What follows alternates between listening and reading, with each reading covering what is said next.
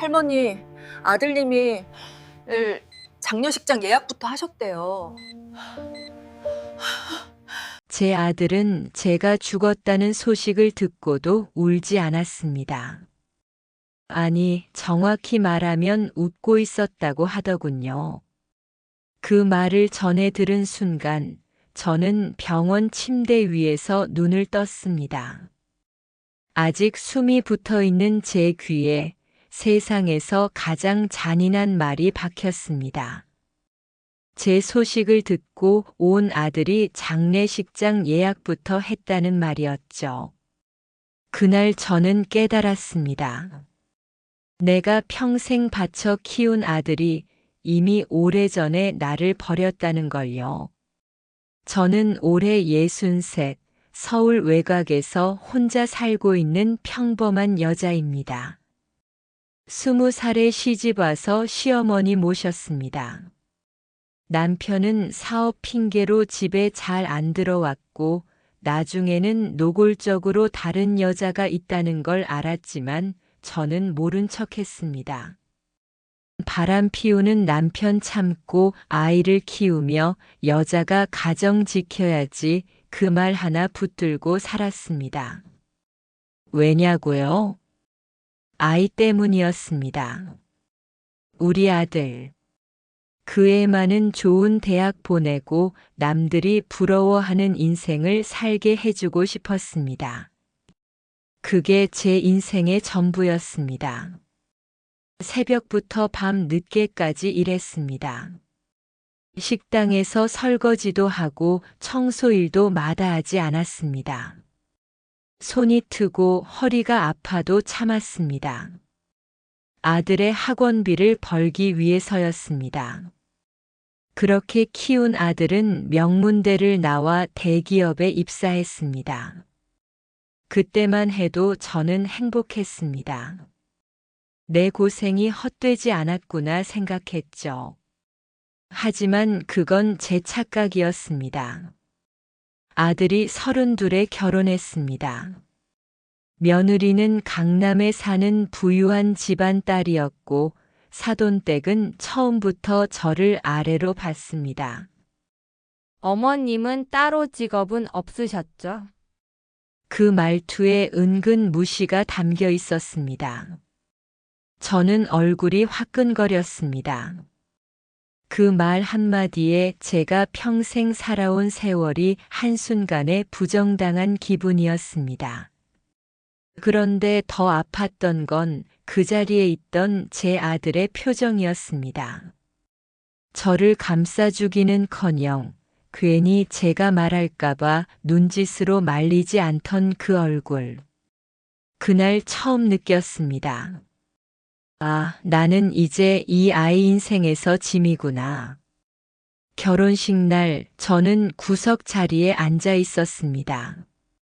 하객들은 신랑 신부와 신부 쪽 가족에게만 관심이 있었죠. 저는 마치 투명인간이 된 것 같았습니다. 결혼 후 며느리는 명절에도 저를 찾아오지 않았습니다.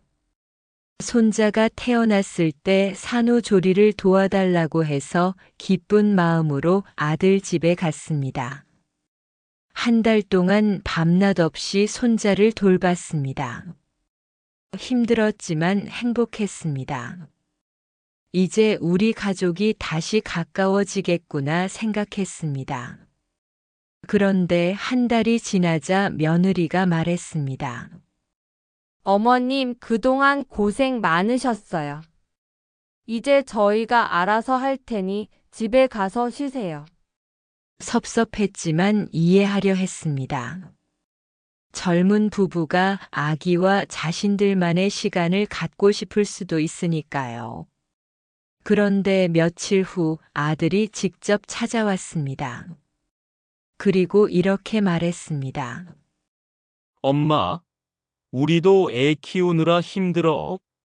경제적으로도 여유가 없고.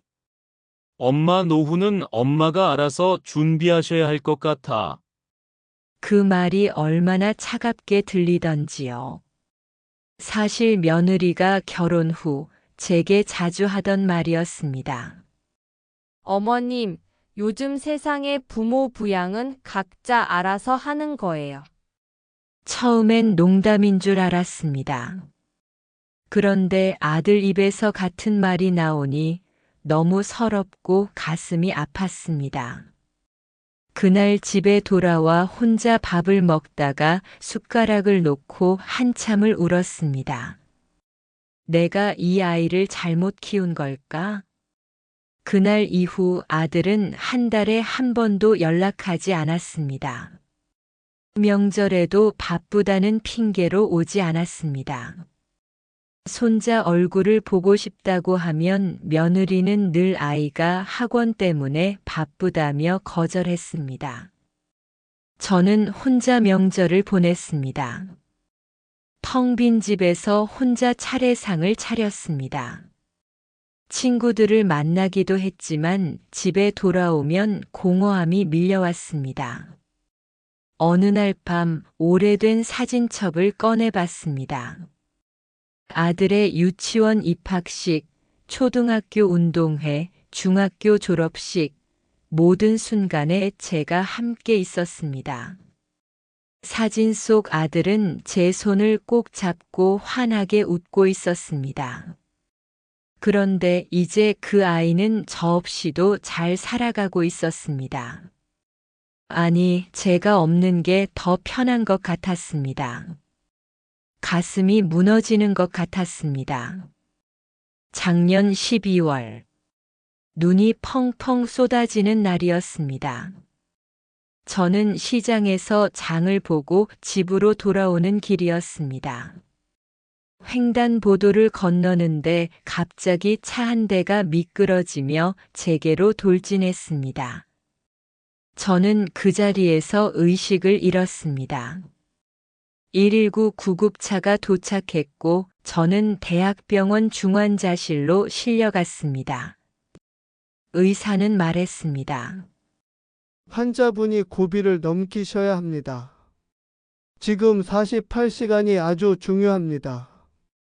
그 말을 들은 순간 제 머릿속에 떠오른 건 딱 하나였습니다. 아들 얼굴 한 번만 보자. 경찰이 제 핸드폰으로 아들에게 연락했을 때 아들의 반응은 이랬습니다. 지금 회사에서 중요한 회의 중이라서요. 제 아내에게 연락하라고 할게요. 큰 수술을 마치고 중환자실에 누워있던 저는 눈을 뜨지 못했지만 귀는 들렸습니다. 옆에서 며느리와 아들이 이야기하는 소리가 들렸습니다. 여보, 의사 선생님이 어머님 상태가 심각하대. 각오를 하라고 하셨어. 그럼 장례식장부터 알아봐야겠네. 이 근처 큰 장례식장 몇 군데 연락해봐. 저는 귀를 의심했습니다. 아직 저는 살아있는데 아들이 벌써 장례식장을 알아보고 있다니. 며느리가 다시 말했습니다. 그래도 어머님이 깨어나실 수도 있잖아. 의사 말 들었잖아. 깨어나도 식물인간일 가능성이 크대. 그렇게 되면 우리만 힘들어. 병원비도 엄청날 거고 차라리. 아들은 말을 끝까지 하지 않았지만 저는 알 수 있었습니다. 이 아이는 제가 죽기를 바라고 있었습니다.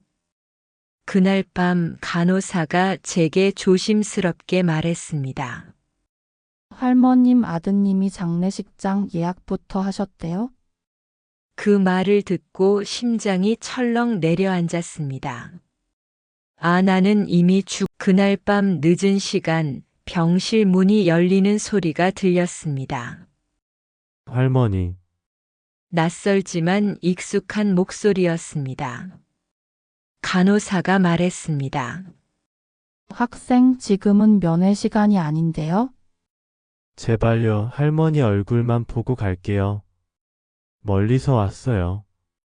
간곡히 부탁하는 모습에 간호사가 잠시 허락했습니다. 누군가 제 손을 잡았습니다. 따뜻하고 떨리는 손이었습니다.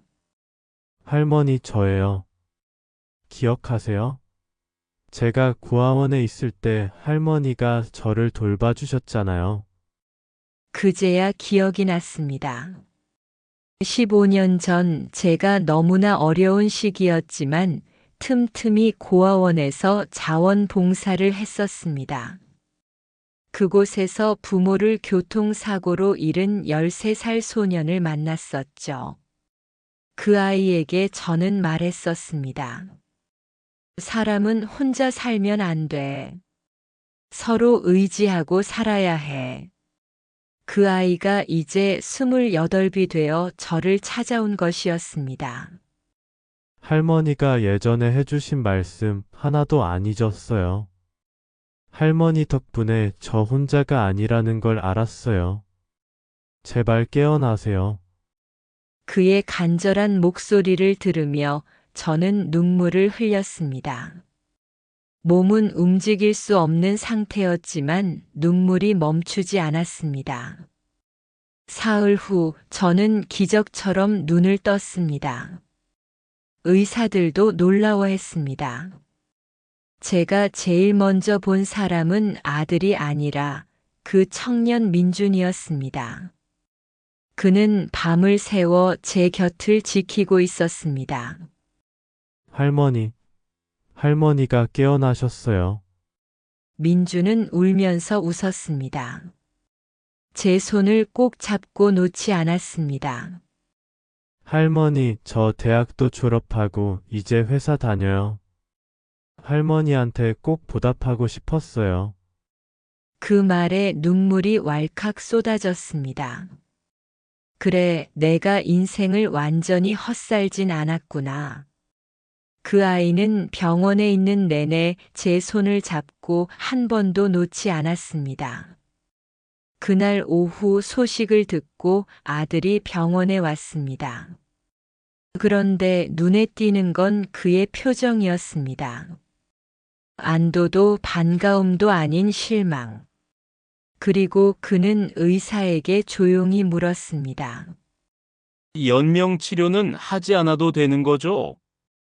그 순간 제 마음이 완전히 식었습니다. 퇴원 후 저는 중요한 결정을 내렸습니다. 제 명의의 집과 적금을 정리하고 유언장을 작성했습니다. 내 모든 재산은 나를 끝까지 사람으로 대해준 김민준에게 남긴다. 그리고 민준이에게 정식으로 입양을 제안했습니다. 민준이는 눈물을 흘리며 받아들였습니다. 한편 아들은 제 재산이 자기 것인 줄 알고 큰 돈의 사채 보증을 섰고, 며느리는 외도를 하다 상대방 배우자에게 소송을 당했습니다. 모든 걸 잃은 아들이 마지막으로 제 집 앞에 찾아왔을 때 문을 열어준 건 민준이었습니다. 여기는 이제 할머니와 저의 집입니다. 돌아가 주세요. 아들은 그제야 자신이 무엇을 잃었는지 깨달았지만 이미 모든 것이 늦었습니다. 지금 저는 그 아이와 함께 행복하게 살고 있습니다. 법적으로 입양도 했습니다. 함께 요리도 하고 TV도 보면서 함께 웃습니다. 사람은 피로만 이어지는 게 아니라는 걸 이 나이에 깨달았습니다. 진심으로 서로를 아끼고 존중하는 마음, 끝까지 사람답게 대해준 인연, 그게 진짜 가족이더군요. 혹시 지금 누군가에게 무시당하고 외롭다고 느끼신다면 기억해 주세요. 당신의 인생은 아직 끝나지 않았습니다. 진심을 다하는 사람은 반드시 진심을 받게 됩니다. 혈연이 전부가 아닙니다. 진짜 가족은 서로를 존중하고 사랑하는 마음에서 시작됩니다. 이번 사연에도 함께 해주셔서 감사합니다. 건강하시고 행복하세요. 달토끼는 다음에도 감동적이고 의미 있는 사연으로 다시 찾아뵙겠습니다. 구독과 좋아요, 알림 설정해 주시면 빠르게 사연을 들어보실 수 있습니다. 감사합니다.